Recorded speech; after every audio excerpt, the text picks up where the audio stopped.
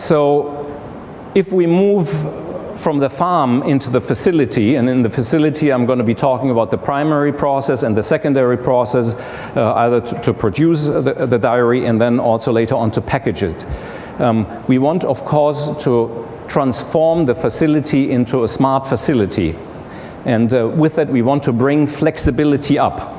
In this example here that I'm going to be talking about, we have the Yashili infant formula. It's a Chinese company that produces in New Zealand because all the raw materials are there. They can give a very high quality and fulfill the quality requirements that they have at their customers.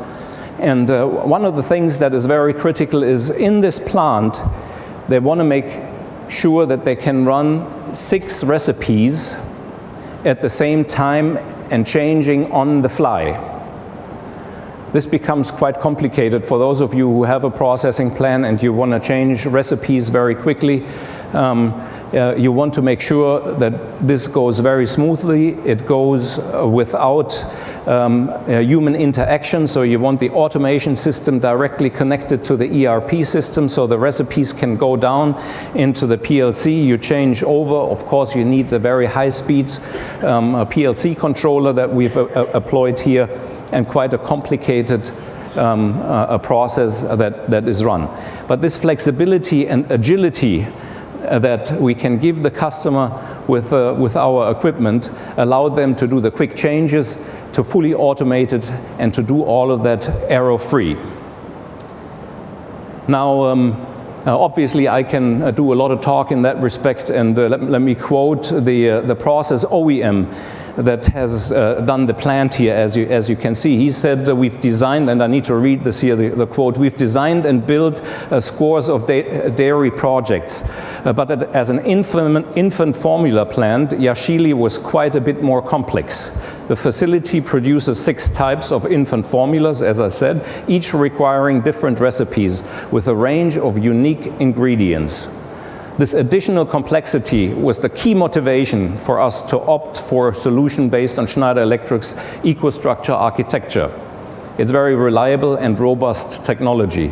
And you can see that they have done an excellent job. If you look here at the control room and you see all the drives and how neatly this is done, as an automation engineer, one gets excited when looking at that. So now I know how my wife feels if she stands in front of the cabinet with all those shoes in there. That's how I feel when I see this one here. Now obviously, when the primary process is finished, we want to move into the packaging of the equipment, into the secondary process. And the machine builder with whom we've partnered here is called Somic. So they have produced a packaging machine to bring the formula into these small capsules. And the machine that they have designed has 76 motion axes. They have reduced the footprint of the machine to half the size. And with that, still doubled the output. Half the size of the machine, 76 axes, fully automated, virtually cabinetless, this machine, and we'll show this in a second what that means. And that requires, of course, a lot of engineering. And the engineering these days starts off with a digital twin of the machine. So you're actually designing the machine virtually.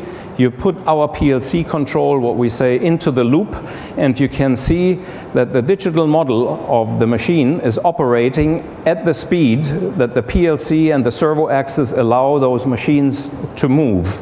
And we'll have some pictures in there that show that. So the real-time performance of the machine can be shown in the simulation, really reducing the amount of time that you need to design this machine. And so it's really a benchmark in the result. 2 times the current performance of the machine and a much smaller footprint.